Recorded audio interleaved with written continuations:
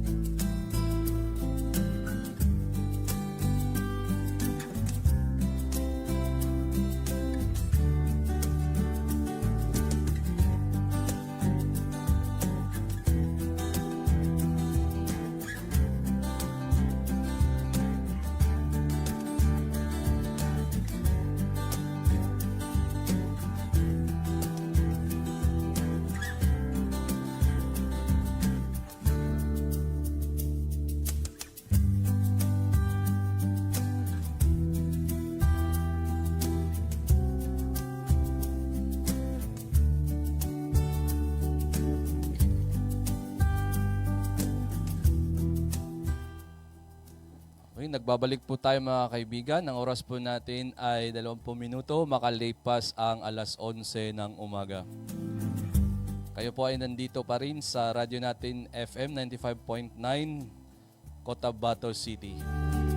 Nagpapatuloy po tayo sa ating ikalawang parte ng ating episode 12 ng Access Project Radio Broadcast na pinamagatang ligtas at makataong pagtugon sa panahon ng sakuna at pangangailangan. Sa ating pagpapatuloy, nabanggit nga natin mga kaibigan na mga kasama natin ngayon, si Madam Zorin Agustin. Sige po. Umaga sa lahat. Siya po ay ang program manager ng ating isa sa consortium member ng Access, Save the Children. So, good morning, Ma'am Zorin. Pwede din bang magpakilala tayo kung ano yung ating organization, Save the Children, at ano po yung mga iba pang mga ginagawa ng Save the Children sa ilalim po ng Access Project? Okay, maraming salamat Kuya James. Ako si Zorin Agustino, ang Program Manager ng Save the Children Philippines. Ang Save the Children ay isa sa mga miyembro ng Access Consortium or Access Project.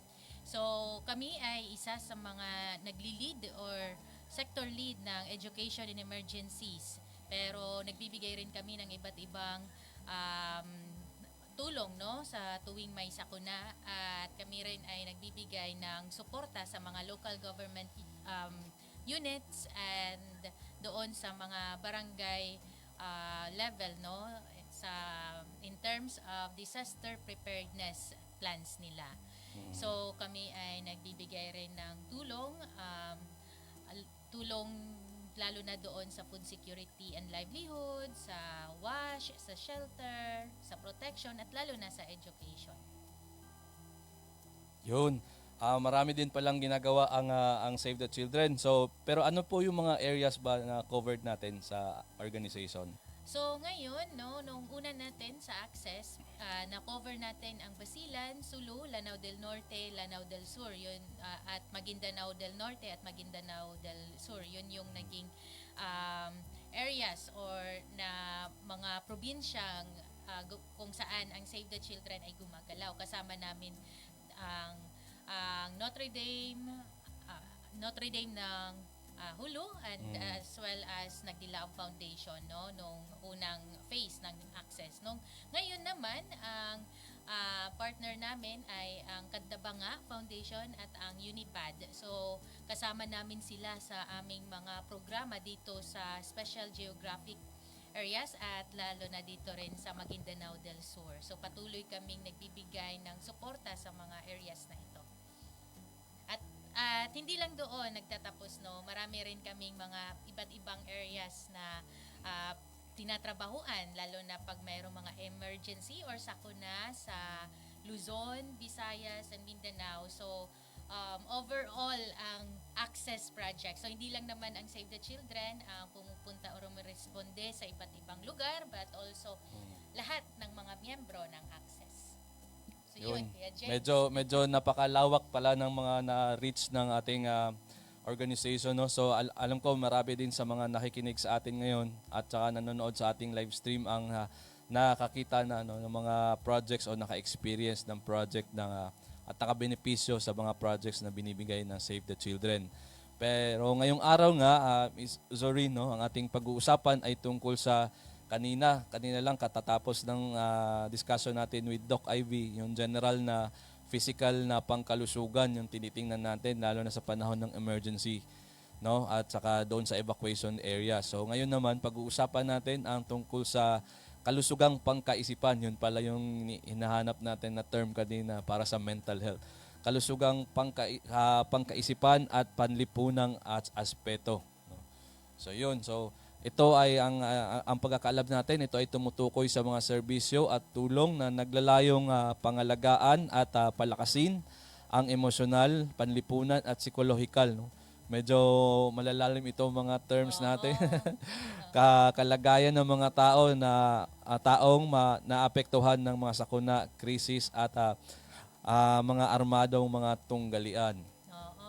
No, usually yung alam natin ay physical health or yung kalusugang pangkatawan. Yan palagi ang common, no, na alam ng mga tao. Pero sa usapin ng kalusugang pangkaisipan, ito ay hindi masyadong napapag-usapan sa lipunan.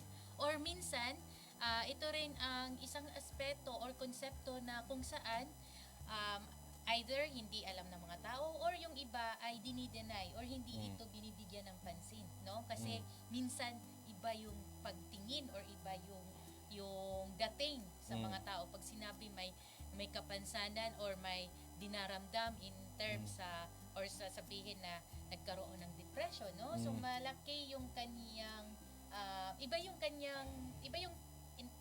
intake or pag-take ng ibang tao. No? So, kaya ngayong araw na to ay pag-uusapan natin ano ba ang mental health and psychosocial support or sa Tagalog pa suporta sa kalusugang pangkaisipan at panlipunang aspeto. So ano ba ito? So ito yung mas kilala na mas naririnig natin sa parang acronym na MHPSS, tama, no? Yes, Mental Health and Psychosocial Support or MHPSS. Ito yung English, no? English na termino para dito. So yun. Sige. So ano ba yung MHPSS kapag pinag-uusap na doon sa aspeto ng panahon ng emergencies, no, at saka displacement? Na-define mo na kanina, Kuya James, no, kung ano yung MHPSS. Sabi pa ni Kuya, ito ay tumutukoy sa mga iba't ibang serbisyo, no, at tulong na naglalayong maibsan yung karamdaman natin, hindi lang sa physical, kundi kahit sa mga stress na natatamasa natin, lalo na pag nasa sakuna tayo, or may mga problema, or may mga crisis, lalo na pag mayroong armed conflict. No? So, ang MHPSS ay isang uri ng tulong para lahat ng iyon na nagbibigay sa iyo ng problema, lalo na sa panahon ng sakuna, ay maibsan at mabawasan yung kalungkutan natin, yung kahirapan natin, no? Yung yung tinatawag na yung pagkaaligaga, no? Dahil sa mga nangyayari. So, ang mental health, pag sinabi nating mental health, overall ito sa health. Walang good mental health. Walang health kung walang mental health. No? So, yun. Hindi ka malusog. Kahit sabihin natin na ang katawan mo, hindi ka nagkakasakit, hindi ka, wala kang problema sa kalusugan mo, hindi yun ibig sabihin ay talagang mayroon kang overall health and well-being, no? Dahil pwede ka pa rin magkaroon ng problema sa kalusugan kung ang mental health mo ay hindi maayos, or may mga distress kang kinakaharap or mga stress, no? So, hindi lang yan. Ang usual kasi na pag naiisip ng mga tao, kuya, pag sinabing mental health ay sakit ka agad sa pag-iisip, baliw. Parang nababaliw ka na. Oo, so yun ka agad. Pero actually, hindi lang yan. Hindi tayo naglilimita sa ganon. Dahil ang mental health ay kabuuan ito, no?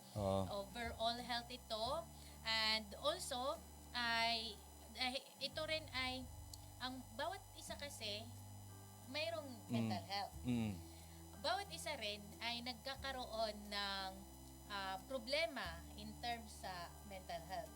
Pero iba-iba lang yung kanyang level, no? Level ng impact sa kanya. For example, sa isang katulad kagabi, malakas ang ulan. Kagabi, dahil ang area ko ay madaling magbaha, pero madali naman siyang humupa, no? For me, yung problema na yon, iniisip ko, umulan na naman, magbabaha ito sa labas.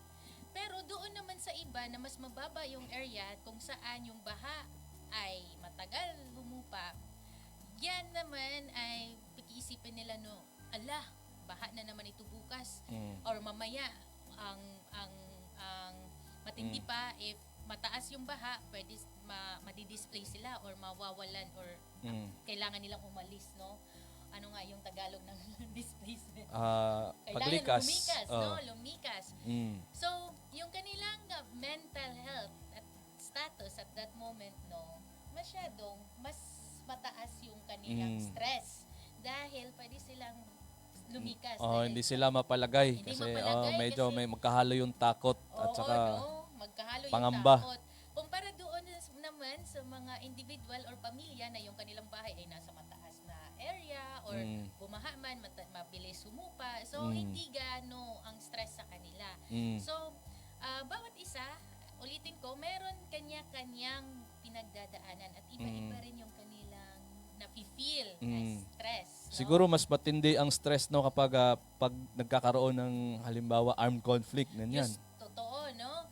Lalo na pag armed conflict kasi hindi natin alam kung kailan ito mangyayari. Kung mayroong kaguluhan, no, katulad sa nangyari lately, no, sa ibang areas dito sa BARM, no, na biglaan. So yung mga tao na nasa bahay, hindi sila makapunta sa trabaho, hindi sila mga bata hindi makapag-aral dahil takot matamaan ng bala. Yung iba naman ay natatakot dahil kailangan nilang lumipat ng bahay or kailangan nilang lumikas para sa kanilang kaligtasan. Pero yung iba wala kasi mapaglipatan.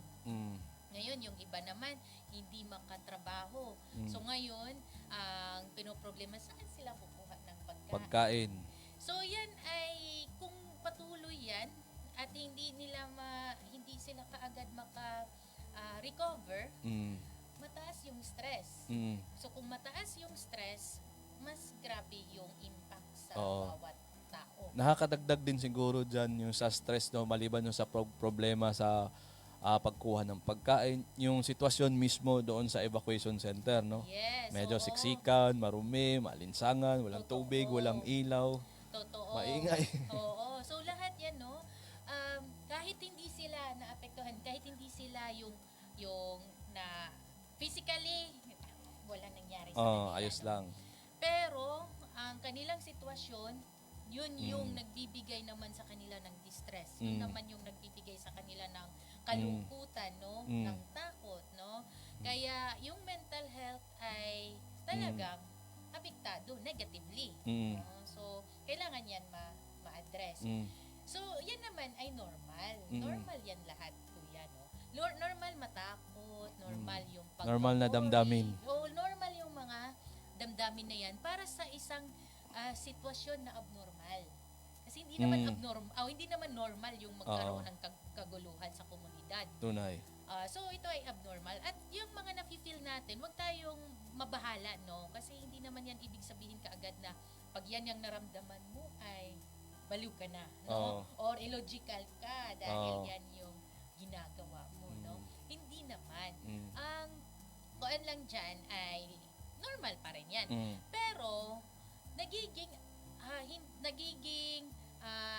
bagay na siya na kailangan bigyan ng pansin. Kung yung fear mo, yung katakot mo, yung kaba mo, ay naapektuhan na yung daily life mo. Parang daily paulit-ulit, no? activities mo. Parang halimbawa, konting ulan lang, medyo ka na, kabahan ka na. Oo.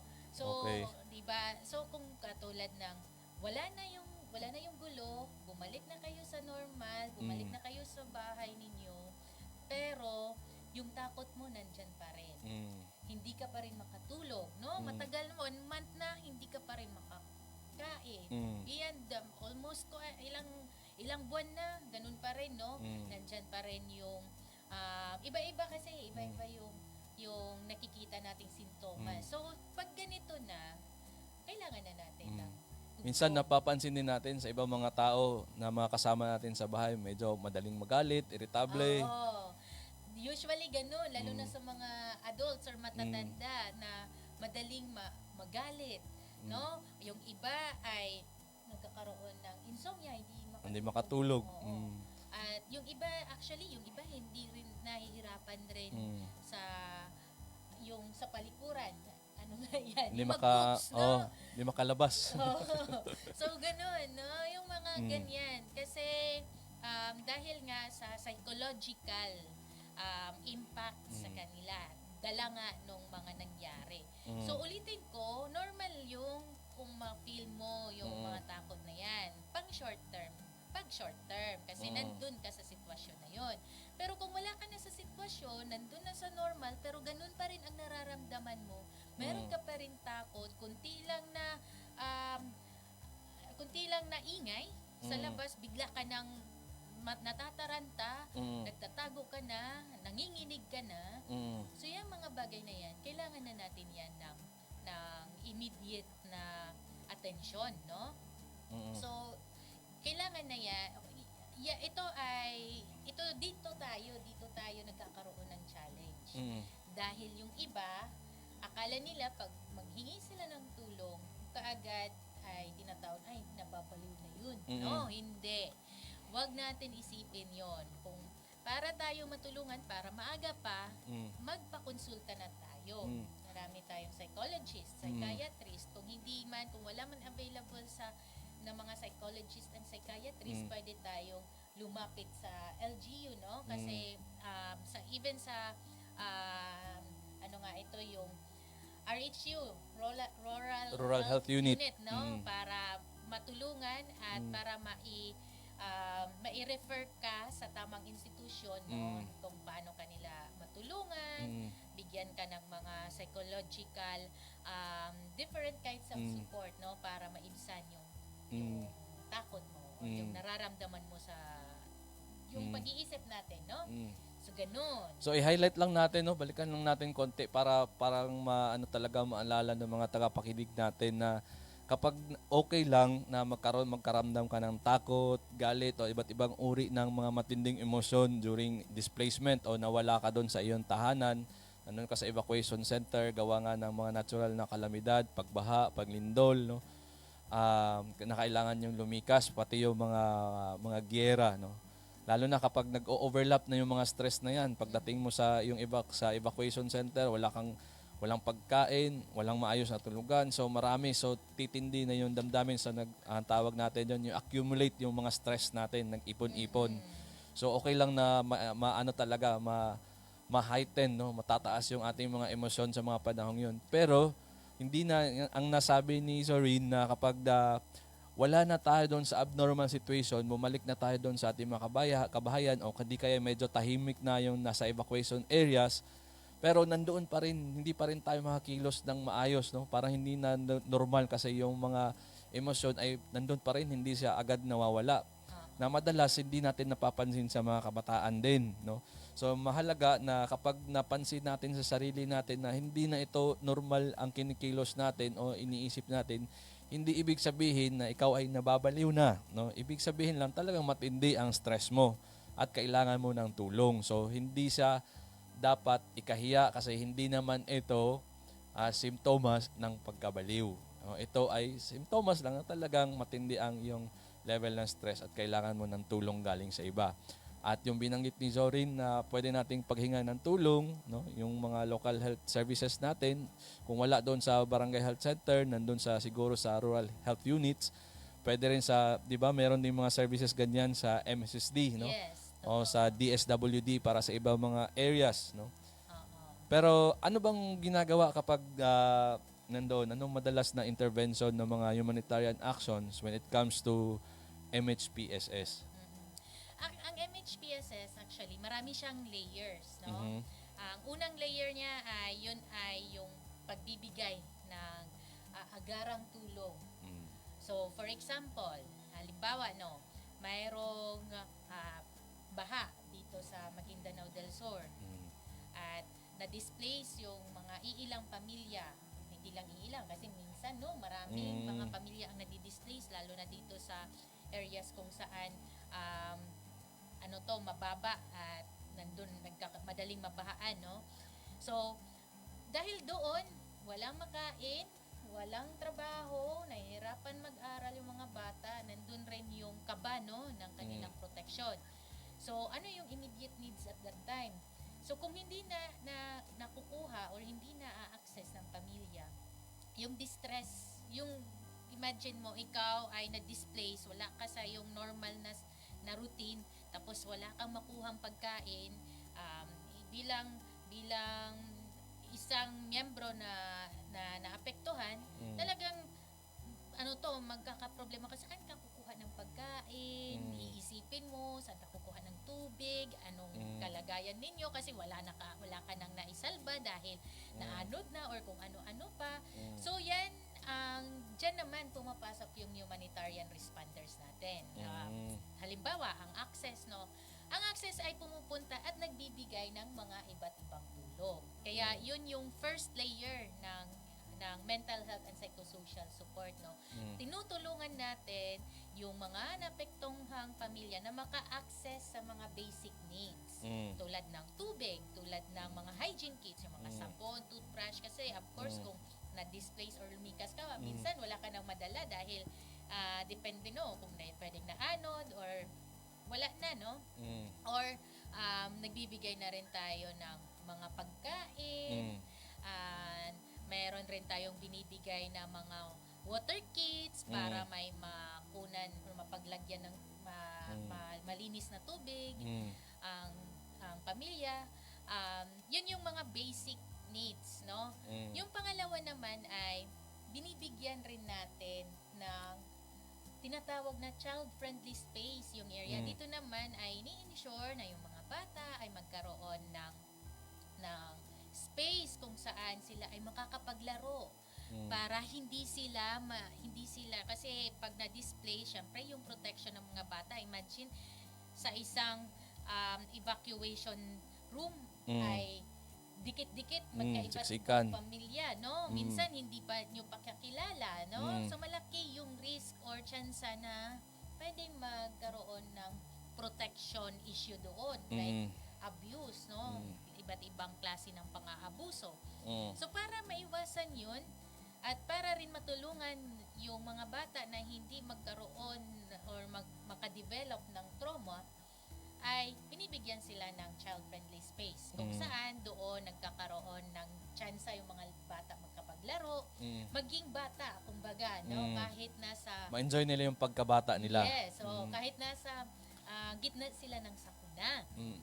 Ngayon naman, pag in terms naman sa parents, mayroon naman mga parent support group. Minsan yung mga NGOs, yung even the government agencies, may mga binibigay sila mga community sessions para yung mga families or individuals ay magkaroon ng support system, no?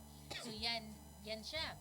Ang pangatlo naman na layer, no, na binibigay ng mga NGO, ito naman yung pagpapalakas o pag-strengthen ng mga pulisiya para kung in case meron mga pangyayaring sakuna na naman or disaster, ay yung community themselves prepared na next time, no?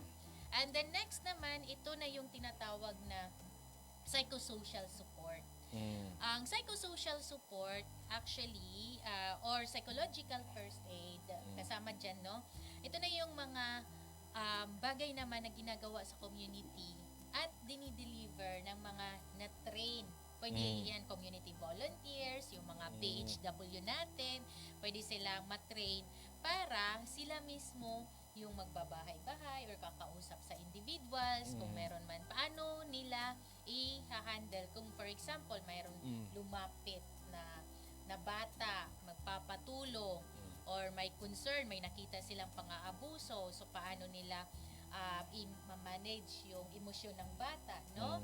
Or may bata na nag-report dahil nawala siya sa kanyang pamilya. So, yung mga psychological first aiders natin, sila ay trained, no, para i-manage at i-handle itong mga concerns ng bata. Or paano ba sila nabibigyan ng support, ano?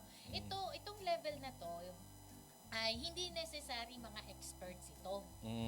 Pero necessary na yung mag-handle or magpa-facilitate nito ay trained. No? Kasi hindi madali. Oh, tama. Kasi hindi pwedeng kung pwede lang sana, pwede siyang gawin ni kapitan na lang o ng kagawad, no, para maibsan na yung worry or stress ng mga tao. Pero ang pagkaintindi ko, meron talagang prosesong kailangang pagdaanan. Yes, oo. Na yung mga trained personnel lang ang kayang gumawa nun. Oo, kasi minsan ang pagkakaintindi ng iba, no, pag sinabing psychological first aid ay ito kaagad ay pagbibigay ng counseling. No, hindi yan. No, it's not that. Ang psychological first aid, katulad rin ng medical first aid, no? Ito ay paunang panlunas lamang. Hindi ito yung bibigyan mo na kaagad ng medisina. Hindi yon, kasi hindi na yan sa level na ito, no? Hindi na yan pang PFA or psychological first aid. Katulad rin yan ng medical first aid. Hindi ka naman magbibigay ng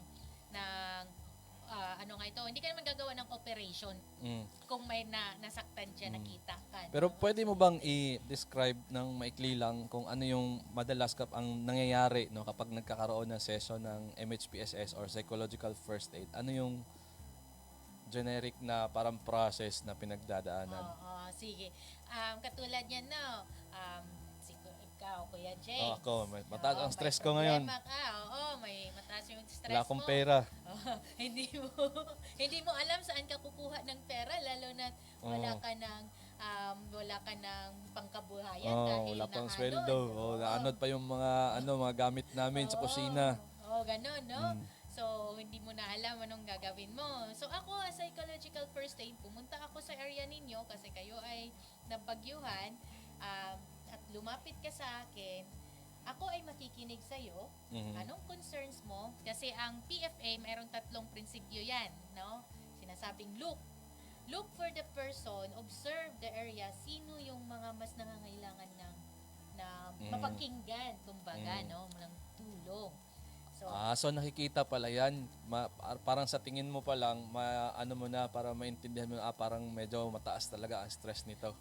yes, mayroon rin yan. Mayroon rin yung mga ways on identifying. Kasi hindi lahat naman kailangan ng PFA. Oo. Dahil yung iba ay mabilis yung kanilang Oo. coping. Dahil nga may mga jowa silang afam, for example, no? So, kahit sila na bagyuhan, ay okay lang. May kasi- mga remittance Oo, na may pumapasok. mga remittance, may mga Kahit ganyan. walang AFAM, may mga professional naman. Oo, no? Sa mga kamag-anak, anak, may sa- mga OFW na pwede magpadala. Oo, so meron naman. Or may yung mga iba. naipon naman din yung iba. Oo. Tapos yung iba naman, ay wala talaga. O katulad, for example, yung situation, ako nga rin, Kung katulad mo, mabahaan ka, so wala kang problema.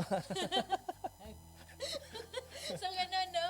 So, ngayon, ako as PFA provider, tinitingnan ko rin sino dito yung kailangan ng mapakinggan.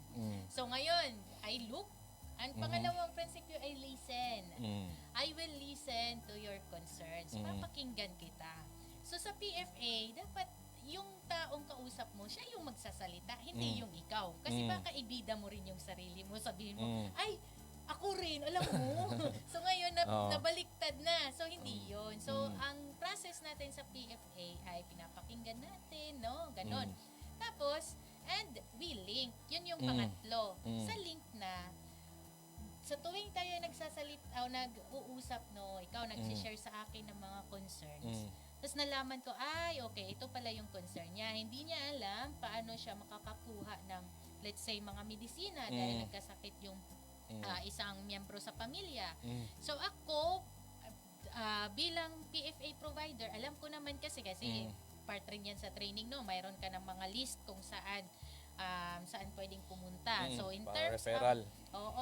in terms sa health or sa medicines, ay i-refer kita sa MOH. Bibigyan kita ng contact number ito, sir, ganyan-ganyan. But at the same time, pwede ko bang hingin ang number mo para i-share ko rin ito doon sa mga kasamahan namin or kakilala namin sa MOH. Pero, i-contact mo na rin yan, sir, ang taong yan, kasi siya yung nakatoka para sa mga ganitong responses, no? So, in that way, yung stress mo, kung saan ka kukuha ng medicines, ay, Parang magkakaroon ako ng pag-asa na, okay, hindi pala hindi pala ganon katindi ang problema. Meron pala akong pwedeng mapuntahan. Ngayon alam ko na. Yes, that's it. So yun yung goal natin, no, sa MHPSS, na maibsan natin yung worries or problema natin. Kasi kadalasan sa mga naging sanhi ng pagka-stress, yung hindi nawawalan sila ng kakayahang tugunan yung kanilang pang-araw-araw na pangailangan. Yes. At ito rin yung explanation kanina doon sa binanggit mo kung bakit ang ating mga basic humanitarian aid, no, katulad ng pagkain, tubig, mga shelter items, mga gamit pang ayos ng tirahan, mga gamit pang kusina, ay pwede nating sinabi na pwede natin tawaging first layer of psychological intervention kasi binabawasan natin yung worry, no, o yung aligaga o pagproblema ng mga tao para tugunan yung mga pangailangan. So medyo gagaan yung kanilang pakiramdam kahit humaharap sila ng matinding hamon sa buhay. Yes, totoo yan, no? So, yan ay, doon tayo sa, yung level na yan ay, pwede pa yan gawin ng mga individuals na may training. Ngayon, sabihin natin, yung stress mo, nag-usap tayo, pero iba na yung mga sinasabi mo sa akin. Parang nawala na. Oo, Iba-iba na yung hindi na nagkakatugma. Oo, so iba-iba na. So, sign na yan na hindi ko na yan kaya kasi hindi ako doktor. Doktor sa pag-iisip or tinatawag natin mga psychiatrist, psychologist, no? Or hindi ako psychometrician, no? So, at that moment, ire-refer na kita. So, ire-refer, hindi ka man, pero sasabihin ko yung mga kasamahan mo sa bahay na kailangan ka ng suporta, ililink kita doon sa mga psychologist dito sa BARM or mga psychiatrist or sa MOH, no? Hingi tayo ng tulong para ma-address or masolusyonan yung problema mo. Kasi hindi ko na yan kaya. Mm. Or kung ang individual ay kailangan ng counseling, then ipapa-counsel siya. Ngayon, minsan, kasi yung pag nagpa-pile up yung stress at nararamdaman ng tao na wala lang siyang mapuntahan o wala siyang makausap, ang nangyayari, alam mo yung pinaka-worst dyan, kuya, na impact? Yung iba ay, ito yung iniiwasan natin, nagsi-suicide. Kaya marami... Nagpapatiwakal. Ganyan. Oo. Kaya O sinasaktan ng sarili. Yes, yung iba ay pag ako ay psychological first aid at nakita at na-observe ko na sa'yo na mayroon suicidal tendencies, kailangan ko na yan respondihan agad. Not necessarily yung sa higher level, pero kailangan ko nang kausapin ng pamilya mo na kailangan kang bantayan. Kailangan kong kausapin yung community para matulungan, no? Or kung sino mga kaibigan, no? Dahil sa iyong nararamdaman. Dahil hindi ito madaling usapin, no? Hindi ito yung akala natin na ay okay lang yan siya kasi patawa-tawa. No, maraming mga sabi nga silent traumas inside us, no? So may iba na akala natin okay siya pero ang kanya palang pag-iisip iba na. So yung kanyang iniisip pala ay gusto niya nang tapusin ang buhay niya dahil sa mga challenges na na-encounter. Pag nalaman na natin, ako bilang psychological first aid, pag nakita ko na yung simptomas na yan, kailangan ko nang, dapat hindi ka iwanan mag-isa, kakausapin mo yung pamilya or kung sino mang kasamahan niya sa bahay na hindi siya talaga, pantayan talaga siya, no? So, yung mga ganon, yan yung iniiwasan natin. Yan na yung highest level of stress na iniiwasan at piniprevent natin na hindi maka-feel yung mga tao ng gano'n, na mawalan sila ng pag-asa sa buhay. Kaya ang MHPSS, it gives us somehow hope, no, na may mga solusyon pa pala or may mga may mga pwede pa palang gawin para maibsan itong challenges na to, itong problema to. Kaya ganun siya.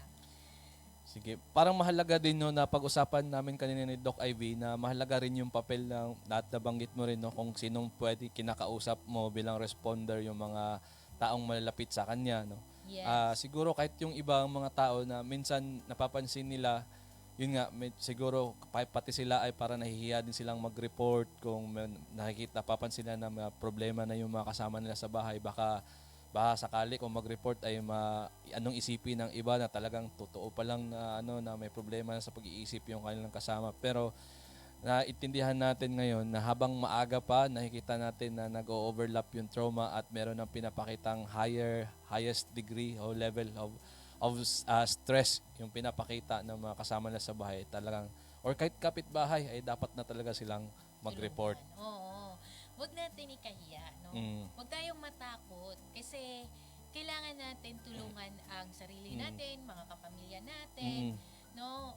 Ito yung ang inuulit ko, no? Ito yung challenge natin. Kaya maganda rin dito sa Pilipinas nagkaroon na tayo ng batas on mental health, no? Kasi natataas na yung advocacy on mental health. Dati wala pa ito eh. Alam mo yung kahit nung ako'y bata pa, kuya, pag ako I experience no yung mga traumatic events, hindi ko muntikan na akong mamatay dahil nalunod. So kaibigan ko nalunod. And then for that moment hindi talaga ako makakain, ganun. So ganun pala ang mayroon na pala akong trauma.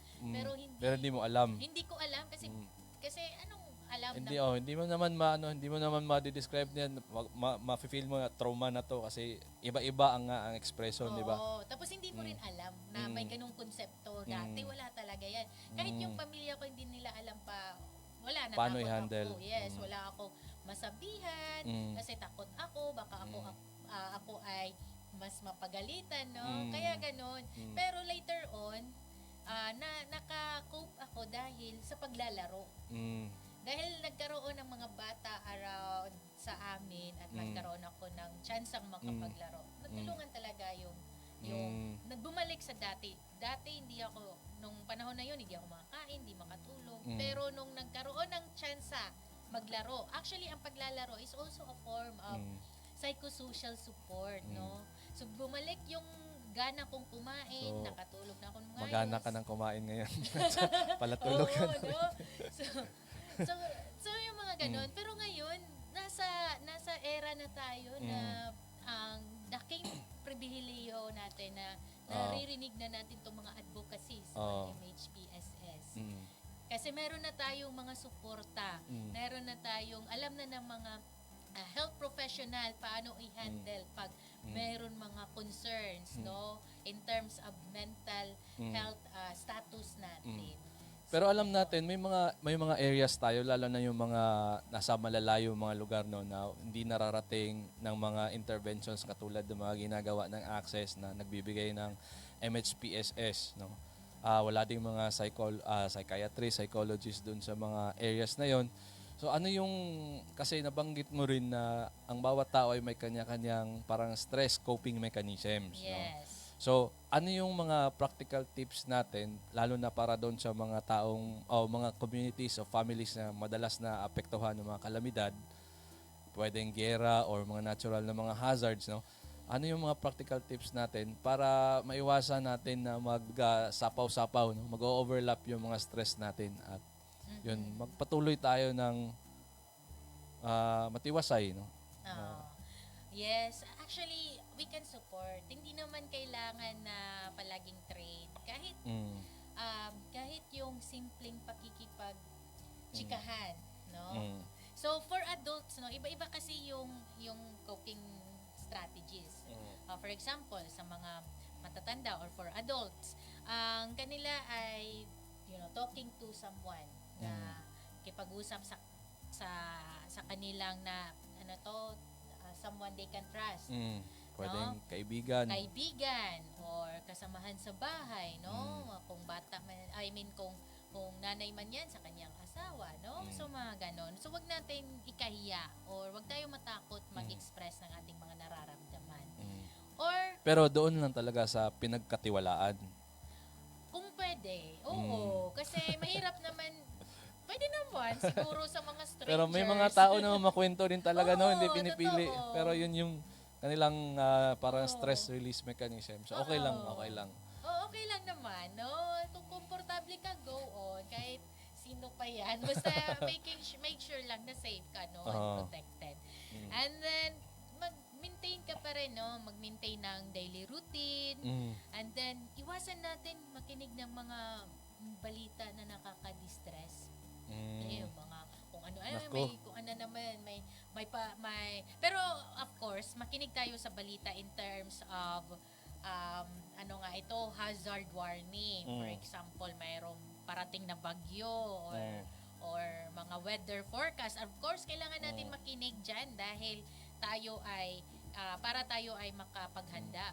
Pero kung in terms naman sa iba't ibang news, no? Kasi maraming mga news ako kahit kaninang morning. Paano kayo mga mali-malitang mga pera? Nakaka-stress ba yan?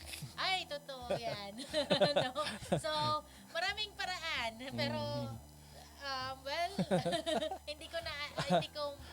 iba-iba naman ang paraan ng makakope na kung pera yung problema. Basta ang sinabi natin, huwag masyadong makinig sa mga balita o mga kwentuhan na mas nagdadagdag sa iyong stress. Yes. Okay. Pwede tayo mag-focus doon sa mga nakakatawa or yung mga magagandang balita. And then, kailangan rin natin makinig doon sa mga sinishare sa atin. Huwag natin i-dismiss agad na sabi na, okay ka naman, para ganun lang. Ulitin ko, dapat maging sensitive tayo. Kung ikaw yung pinagkwentuhan. Oo, kung ikaw ay pinagkwentuhan, wag mo nang sabihin na, uy ka, grabe, hindi naman yan problema. Kasi again, iba-iba yung coping ng mga tao. So kung sa kung mga Kabataan. bata naman, no, kailangan ikaw bilang parent, ikaw yung mag-approach sa bata. Or kung teacher ka man, nakita mo yung bata na dati maligalig man to, pero ngayon bakit tahimik na? So kailangan natin yan. Nasa sa tabi na palagi. Oo, hindi na nagsasalita, Hindi na umiimik. hindi na nagpa-participate. Mm. So, bilang guro, kailangan mo rin yan kausapin, no? I-approach. Wag natin hintayin na sila yung mag-approach sa atin kasi yung iba dyan takot, no? Kailangan natin sila i-approach at kausapin, tanungin kasi baka yung batang yan, abuse na pala sa bahay. So, kasama pa rin siya doon sa look and listen. Oo, no? Again, sa prinsipyo ng look, listen, and link, no? Or yung bata na yan ay may nararamdaman na pala. So, kailangan natin maging sensitive. So, bilang adult, kailangan natin pakinggan, no? Yung mga saloobin. At wag natin, lalo na sa atin, ang kultura natin, no? Pag bata, hindi masyadong pinapakinggan. Pero actually, dapat sila yung pinapakinggan natin dahil iba yung kanilang nararamdaman kumpara sa nararamdaman ng mga matatanda. At sila yung hindi pa gaano marunong mag-cope, no, or mag-deal o mag-handle ng kanilang mga emotions. True, oo. At sila rin, masyado silang dependent sa mga matatanda. Imagine na nagkaroon ng kaguluhan at lumikas kayo tapos nahiwalay yung bata sa inyo. Siyempre yung batang nahiwalay, nawala na yung kanyang mga magulang, grabe yung iyak, sense yung of security niya. Oo. Pero ikaw as adult, siyempre iba yung takot mo. Hindi ganun na hindi mo na kailangan ng somebody na mag-protect sa'yo. magprotekta sa'yo or sasama sa'yo. Kasi ikaw ay alam mo na ang Kaya mo na. gagawin. No? Pero yung bata, pag nahiwalay siya, hindi niya alam kung anong gagawin. No? Tama. So, yung mga ganon. Kaya, so yun yung mga coping strategies natin, makipag-usap talaga. No? Huwag tayong matakot. Pwede tayo, hindi lang ako sure kung meron pang mga health hotline ngayon dito sa barn. Dati nung COVID, mayroon tayong health hotline, no? Doon. So, tayo ay mayroon tayong Pwedeng tumawag doon para magkonsulta, makipag-usap. yes, oo, no? May mga teleconsultation pala yun yung tawag doon. So, yung mga ganon. Or kung hindi man, pwede tayong wag lang tayong mangaway. No, yun yung hindi mabuting coping mechanism. So, Yung iwasan maglalabas natin. ka na idadaan mo sa karahasan, no? Violence, manuntok ka, mangalmot, mga manigaw, ganyan. Actually, pag may mga ganyan din may mga Oo nga. nangyayaring ganyan. So, kung mayroon tayong na-observe ng mga ganyan sa community, i-refer na rin natin yan sila. Kasi yan ay violent behavior. Kasi nga, isa sa indicator natin, nabanggit natin kanina, isa sa indicator natin ng mataas na level ng stress ay yung irritability, no? Yes. So, mabilis mag-init ang ulo mo, at saka kung hindi mo mapigilan kung ano-anong mga pananalitang matutulis ang lumalabas sa bibig. Yes, tama. Totoo. Kasi, yun, dahil sa stress, imagine kung ikaw ay tatay, tapos nawalan ka ng trabaho, tapos andito yung anak mo, iyak ng iyak, kasi kailangan ng pagkain, tapos ikaw, syempre nagkakaroon ka na ng problema, paano mo sila pa bubuhayin, yung asawa mo, yung mga anak mo, tapos ngayon humihingi ng pagkain, tapos syempre, aabot rin sa point na magiging irritable ka talaga, sisigawan mo ng pamilya mo, ganun, no? Or minsan, it will lead na masaktan mo, no? So, iniiwasan natin yan. Kaya, mayroon tayong mga MHPSS interventions. Pero iba rin yung process natin para sa children, no? Kabataan at saka sa youth. Yung mga, ano ba yung youth? Mga 15 years pataas. Oo. No? So, hindi naman siya totally different. Ang pinagkaibahan lang, in terms sa mga bata, pag we say bata, ito yung mga batang nag-iedad below 18 years old pababa. So, below 18 years old pababa, considered pa yan na bata, no? Pag 17, below to 0, bata yan. Ngayon, iba yung reaction. Sabi ko nga kanina, no? Pag yung mga youth or yung mga bata, iba yung kanilang reaction in terms of for example, nahiwalay sila. No? Kasi yung iba, of course, yung mga adults, madali na yung kanilang coping. Pero yung mga bata, hindi. No? So, mayroon, yung approach natin, iba lang sa bata in a way that yung mga bata ay may specific needs. Mm. Napaka-dependent nila. Mm. Whereas doon sa mga youth and adults, they can already somehow Mm. support themselves, no? So yung mga ganon. Ngayon, yung bata, iba yung dapat approach mo. Kasi kailangan mo yung the way you react, or the way you approach, the way you talk, Mm. paano mo. Hindi ka naman pwedeng yung mga tanong mo ay pang adult level, no? Mm. So kailangan yung pasensya mo ay mas mataas kasi pwede yung bata hindi magsalita, Mm. no? Or paano ba yung approach mo para hindi matakot ang bata? Syempre, so mayroong mga ways of approaching and managing children. Mm. Kumpara doon sa mga youth and adults, at least pwede tayong chikahan. Chikahan lang, no? Kaya na kaagad Mga natin kwentuhan, makuha yan, ganyan, kwentuhan, oh. ganyan. Pero pag sa bata talaga mayroon tayo. Kailangan mo talagang i-process ng maayos. Yes, oo. Pero yung process, the way we do it, the principles, same pa rin. Mm. It's just that the strategy or yung Mm. approach mo Mm. makipag-usap sa kanila. Mm. Yun Thank lang you. po. Mag-focus naman tayo dito sa BARM, especially no na maalam natin na mataas pa rin yung mga cultural considerations dito. Yes. So, ano ba yung mga pwede nating mga paraan para or kanino tayo pwedeng makipag-usap kung sa tingin natin na medyo mataas or ang mga kasama natin ay mataas yung stress level at kailangan ng external help. Yes, actually, dito sa BARM, pag tayo ay nagtitrain ng mga MHPSS providers, sinisigurado natin yung gender equal participation.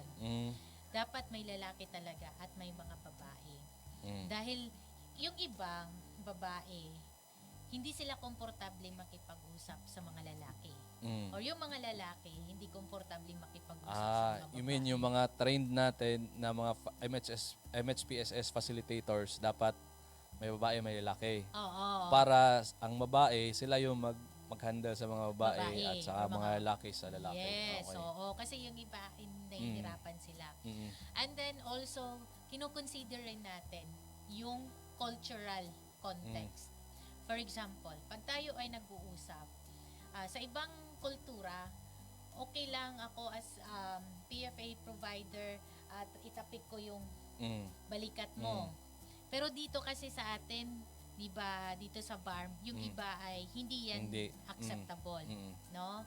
Or yung paglalamano, doon sa ibang areas, pwede lang, pero dito, pag babae, lalaki, hindi pwede, no? So, kailangan natin. Lalo na siguro pag-hug. Oo, pero dito ay okay lang naman pag lalaki-lalaki, di Oo, ba? oo. Or babae-babae. Pero lalaki-babae, hindi siya ganun Totoo. ka. Oh. Kaya pag tayo ay nakikipag-usap, kailangan natin rin maging sensitive sa anong kulturang meron. Katulad nung, I remember sa Marawi Siege, no, may mga teachers coming from different regions na na-deploy to provide psychological first aid sa area. Ngayon, may mga teachers na hindi sila na-orient. So, yung nangyari ay, alam mo, yung dire-diretso lang sila, hawak ng mga like lamano, no? So, na-call out yung mga attention. So, hindi naging maganda. Instead na makatulong sila, ang nangyari ay naka-harm. Dahil hindi na-orient na maayos. Kaya, kung sino man, no, yung re-responde, kailangan talaga maging Oriented siya doon oriented sa cultural culture, tradition, lahat. Anong pwedeng sabihin, anong hindi pwedeng sabihin. At at least matuto ng mga simple local language kasi it will help, no, to build rapport, no, doon sa community. So, yung mga ganon. Kaya, yeah. And also, isa rin sa nakita kong challenge dito, no, yun na nga, yung pag-open up. Kasi, nasa kultura tayo na machismo culture, no, na lalaki ako, bakit Na ako kaya. magsasabi Kaya yan. ng mga problema ko. Siyempre yung kanyang problema ay sinasaloob niya lang, no? Kaya itong mga kultura na to dapat hindi natin ito pinapa-prosper, no? Kailangan natin to buwagin dahil tayo rin yung lugi, tayo rin yung Pero sa kawawa. sa parte ng facilitator, importante rin na ma-establish niya na kung magkakaroon man ng parang sharing ay maano niya na talagang sa kanila lang yun, magiging private yung conversation na yun. Confidentiality is important. However, ito na. Meron kasing iba na pupunta sa'yo, sasabihin na, for example, bata. Mm. Pupunta siya kay teacher. By the way, kahit naman sino, no, pwedeng makabigay ng, receive ng mga kung anong concern. So, ito na lang, no, tip for everyone. Pag ang bata or anyone punta sa'yo, magsasabi na, teacher, mayroon akong problema. Pero, i-share ko sa'yo, pero promise ha, huwag kang magsasalita or huwag mong ipagsabi kahit kanino, sa atin lang talaga. So, ikaw, magpa-promise ka ba or hindi? No? So, huwag tayo mag-promise. Bakit? Kailangan natin i-explain sa bata na ang gagawin mo, yes, makikinig ako sa'yo, pero hindi, pwede ka mag-express ng, yeah, I am safe, no? You can share lahat ng mga concerns mo, pero hindi ako magpa-promise.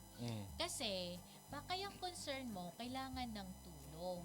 Hindi kita matutulungan kung hindi ako hihingi ng tulong sa iba. Sa iba. No? Tama. For example, baka yung bata na yan, yung concern niya pala ay, teacher, naabuso ako ng aming kapitbahay. Huwag ko raw ipagsabi kasi kung hindi, papatayin niya or kung ano-anong threat, sasaktan. no? Sasaktan siya, sasaktan ang pamilya niya. So ikaw, as a teacher, kung nagsabi ka, yes, promise, I will not share. So wala tayong Tapos tulong maririnig na pa ng bata na nag-share ka sa iba. kung naririnig naman, ay ikaw naman ang masira. So, yung trust ng bata ay Mawala nabuwag. na. Oo. So, hindi na siya magsasabi or mag-share kahit Tama. kanino. Kaya, iniiwasan natin ang mag-promise. Ngayon, ang gagawin natin ay to explain sa bata. Okay, hindi ako makaka-promise, pero dahil para matulungan ka. Pero, itong mga isi-share mo, ay isi-share ko lang sa mga tamang tao. Hindi ko ito i-chismis. Ikaw naman na pag pinagsabihan, wag mo na rin i-chismis. Kasi hindi ito yung issue na pwede natin ipag-chismisan kahit kanino. Pag sila ay pumunta sa atin, it's because naniniwala sila sa'yo at may trust sila sa'yo. So, ipagsasabi mo lamang yan sa mga tamang tao or otoridad. For example, kung yan ang kaso niya, dapat natin i-report sa community VAUSI. Ano nga yung tawag nito? VAUSI desk? BCPC, Barangay Council for the Protection of Children. Yes, so BCPC. So, i-report para i-respondihan. Yan naman sila ay trained rin yan paano i-handle yung information confidentially. No? So, mga ganon. Kaya, hindi tayo magpa-promise. But we will explain better. Ano yung pagiging proseso, ay paintindi sa bata na yung concern niya ay kailangan ng tulong kasi ikaw ay wala kang ganong kakayahan. Hindi naman pwede na ikaw na lang, alangan naman, i-adapt mo yung bata at proteksyonan mo, no? Hindi naman ganon. So, baka mapagkamalan ka pang kidnapper, no? So, iniiwasan natin yan. So, it is also for the protection of yourself. Yun, salamat. Medyo napaka ng conversation natin, napakabilis na takbo ng oras, malapit na tayong magtapos, no? Second to the last question na yata natin to. Ano yung pinaka role o papel na ginagampanan ng buong komunidad para ma-ensure makatulong sa pagpanatili ng parang mental wellness, no? O mental health ng mga tao lalo na doon sa loob ng evacuation area. Oo. So, iba't iba, no? Mga faith leaders, isa rin to sa mga, lalo na dito sa BARM kasi ang mga community leaders natin usually are ano nga tawag sa kanila, yung mga religious leaders, no? Yung mga religious leaders, malaki talaga yung papel nila dahil sa kanila pumupunta yung mga tao pag sila ay may mga problema, lalo na when it comes to spiritual spiritual concerns, no? So as religious leaders, maganda talaga na magkaroon rin sila ng advokasya on mental health and psychosocial support. Tulungan rin nila mapaintindi sa community ano ang MHPSS, at encourage rin yung community Tama. to share. And also sa mga barangay, no, it's a good program to have a community gathering kung saan may mga parent support groups, kung saan doon yung mga parents ay mag-uusap-usap ng kanilang concerns as parents. May mga ganun tayong mga programa, no, sa ibang areas. Hindi sa under sa Access, pero sa ibang programs ng iba't ibang NGO, no.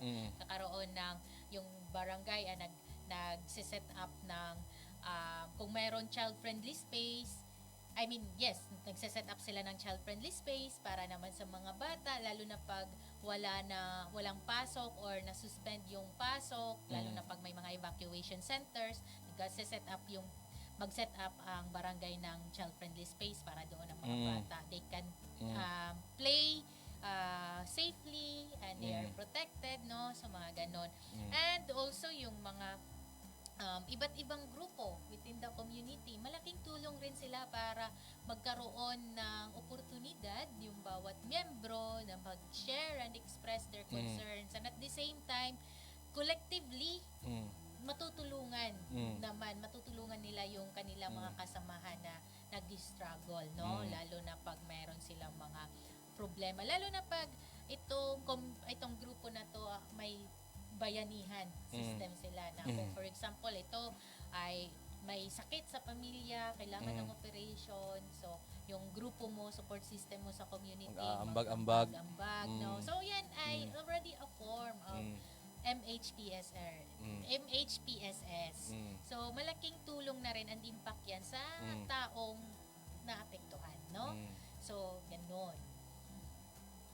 Ang galing. So parang narinig natin maraming iba't ibang level ng community natin. May kanya-kanya tayong ginagampanan para makakontribute doon sa mental wellness ng mga tao, lalo na yung mga affected na mga calamities, no?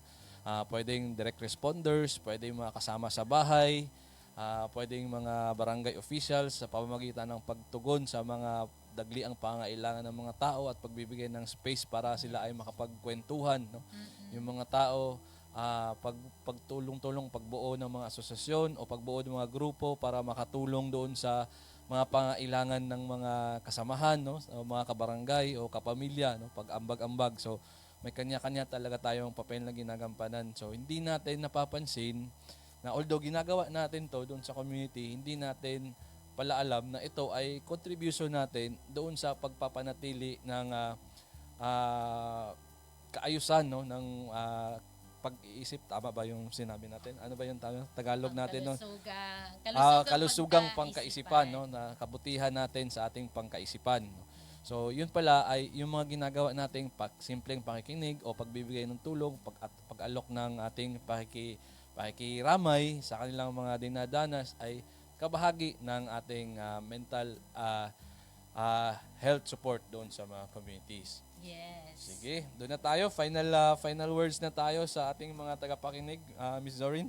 So, yes, no, sa kabila ng mga pagsubok sa Bangsamoro, manatiling matatag ang ating komunidad. So, sa pag-aalaga ng ating isip at damdamin, mas lalo tayong nagiging handa sa anumang hamon sa ating buhay.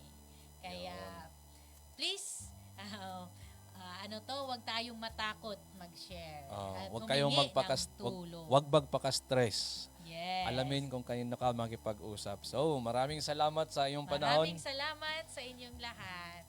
Maraming salamat din sa iyo, Ms. Zorin, no? Siya po ang program manager ng Save the Children Philippines, ang ating pong kasama ngayon para sa ating pag-uusap tungkol sa kalusugang pangkaisipan at panglipunang aspeto. Dito pa rin po sa advocacy broadcast ng Access Project na pinamagatang ligtas at makataong pagtugon sa panahon ng sakuna at pangailangan. Sa muli po, itong ating advocacy broadcast ay hatid po sa inyo ng European Union Humanitarian Aid. Sana po at dito nagtatapos mga kaibigan yung ating broadcast, ang episode 12 ngayong araw. Sana po sa susunod na linggo ay samahan nyo muli kami sa isa na namang pagtatalakay ng mga makabuluhang bagay-bagay na kailangan nating malaman at maintindihan para mas mataas ang ating kaalaman at pagtugon sa mga pangailangan natin lalo na sa panahon ng mga sakuna at pangailangan. Sa muli, ako po si James Baay. Maraming salamat at mag-ingat po kayong lahat.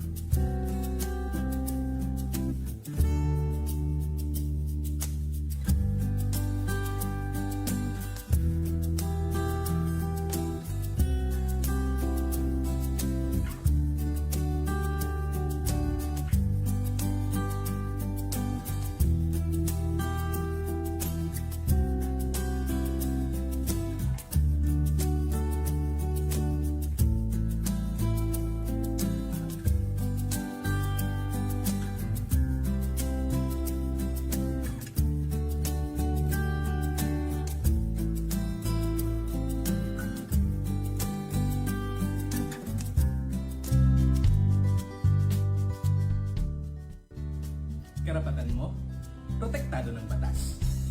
Alam mo ba na may batas na tumitiyak sa karapatan nating mga persons with disability sa Pilipinas? Ito ang Magna Carta for Persons with Disability o RA 7277. Tinitiyak nito ang bawat person with disability ay may access sa edukasyon, trabaho, transportasyon, kalusugan at rehabilitasyon. Ayon sa RA 7277, dapat may wheelchair ramps, accessible toilets at sign language interpreters sa mga pampublikong lugar. Sinasabi din sa batas na to na may proteksyon tayo mula sa diskriminasyon sa trabaho, paaralan at serbisyo. Pinalakas pa ito ng RA 9442 para sa dagdag na benepisyo, RA 10070 para sa pagbuo ng Persons with Disability Affairs Office o PIDAO sa bawat munisipyo at syudad, at RA 10524 para sa mandatory employment quota o kinakailangan na 1% ng ipa na empleyado ay persons with disabilities. Tandaan, ang kapansanan hindi yan lang sa karapatang pantao dahil tayo ay may batas na kakampi natin at magpoprotekta sa ating mga persons with disabilities. Karapatan mo, ipaglaban mo. Ang paalaalang ito ay hatid sa inyo ng Access Project.